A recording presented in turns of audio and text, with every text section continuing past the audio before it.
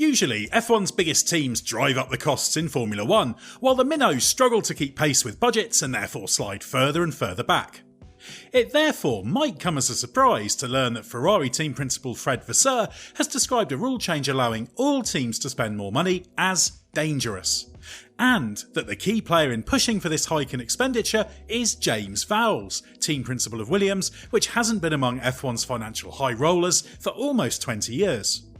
So what is behind this extraordinary role reversal? Well, it's all about F1's cost cap, in particular the amount of money teams can invest in their facilities and infrastructure.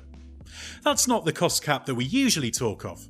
That's all about operational expenses, or OPEX, so that's what you spend on designing, developing and running the car, albeit with various exclusions.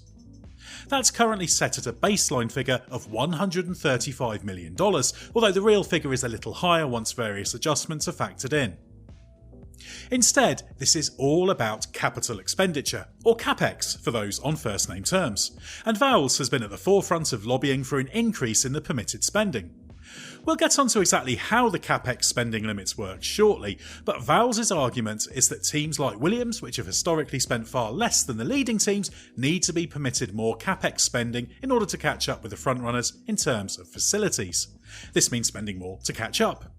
Vowles has repeatedly described Williams' current plight as the consequence of 20 years of underinvestment.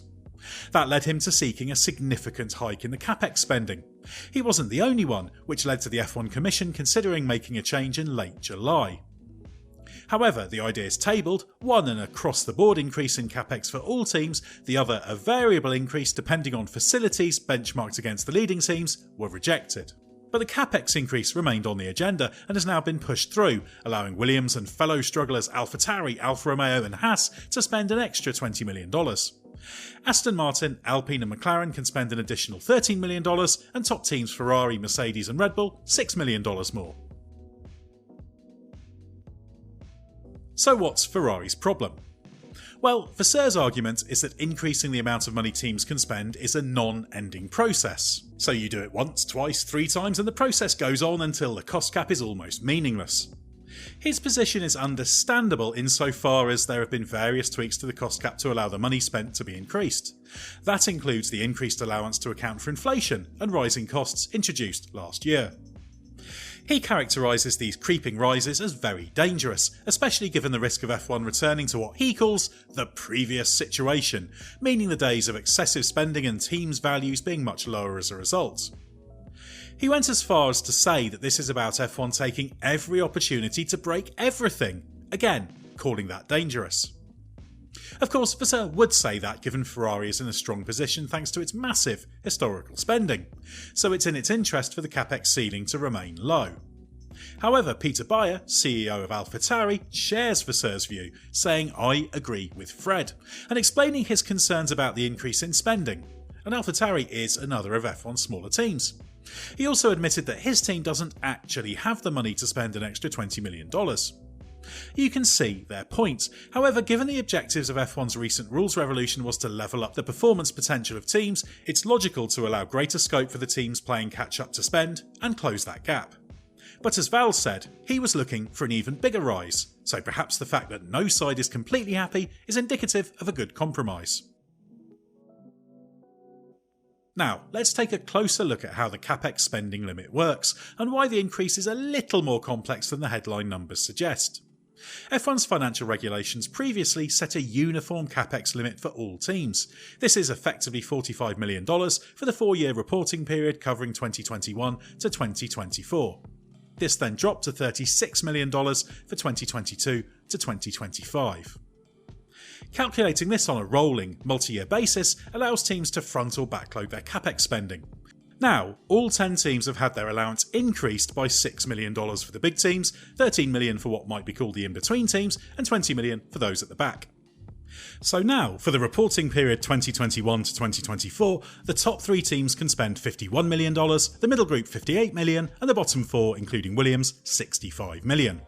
For the subsequent 4-year reporting periods ending in each of 2025, 26, 27 and 28, the CapEx limit for Red Bull, Mercedes and Ferrari is $42 million, for McLaren, Alpine and Aston Martin $49 million, and for Williams, Alfa Romeo, Haas and AlphaTauri $56 million. This might look baffling, but it's necessary because of the lengthy reporting periods. What's more, this is only temporary, because the financial regulations also state that for the reporting period covering 2026 to 2029, the capex limit returns to $36 million for all teams. So what will Williams spend its extra cash on? Well, we already know that there's one thing it desperately needs because Vowles has talked about it before. Vowles, an ex-Mercedes man, remember, has admitted repeatedly that he was surprised by how far behind Williams was in many areas. While things like the equipment in the machine shop are regarded as a strength, there are many other weaknesses. In particular, he highlighted the need for an ERP system, that's Enterprise Resource Planning, which tracks the progress of design and parts for maximum efficiency.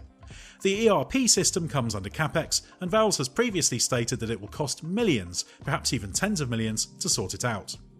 That's despite Williams having recognised this was a big weakness early in 2019 when its F1 car was disastrously late. Then, well before its takeover by Doralton Capital, Williams simply didn't have the cash available to fix this. And there will be countless other examples like this across all areas of the team. Often we're talking about seriously expensive pieces of equipment that F1's front-running teams have long since invested in.